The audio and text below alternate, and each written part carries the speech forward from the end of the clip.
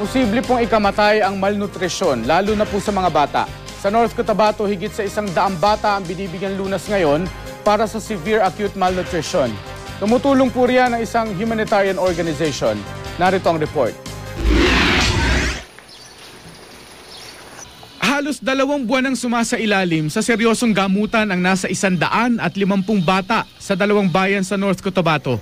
Ayon sa mga doktor, nakararanas sa mga bata ng severe acute malnutrition o SAM. Halos 100 sa kanila mula sa bayan ng Arakan, 56 naman sa President Roxas. Dahil wala sa wastong kalusugan, ang mga batang ito mataas ang tsansang magkasakit at mamatay sa napakamurang edad. Isa sa kanila ang 1 taon at 8 buwang gulang na batang ito. Ayon sa kanyang ina, dahil sa hirap ng buhay, hindi nila napupunan ang kinakailangang nutrisyon ng anak. Dahil walang perang pampacheck up sa doktor, hindi na napansing nagkaroon na pala ng iba't ibang sakit ang bata.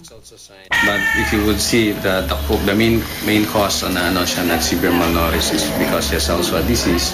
Yun natin tinatawag na cerebral palsy, secondary to meningitis. Ayon sa World Health Organization, maituturing may severe acute malnutrition ang isang bata kung mas mababa at hindi tugma ang timbang niya sa kanyang taas at edad. Sa huling tala ng National Statistical Coordination Board, 26.2% ng preschoolers sa Pilipinas o mga 5 taong gulang pababa ay underweight.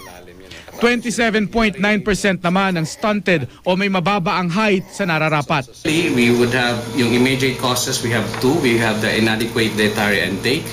Ito yung talagang kulang yung pagkain nila. And then the other side would be the disease. Of course, the basic causes would be yun na lang, economic, political, and social or cultural, which all usually affect the feeding practices of the mothers.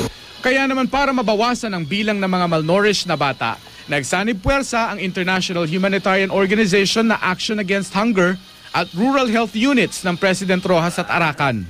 Namimigay sila ng libreng gamot gaya ng vitamin A, Easy Paste na isang uri ng pagkaing siksik sa nutrisyon at antibiotics.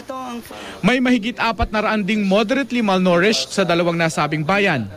Para maiwasan na mapabilang sila sa mga may severe acute malnutrition, isinasailalim na sila sa feeding program at counseling tungkol sa tamang pagkain.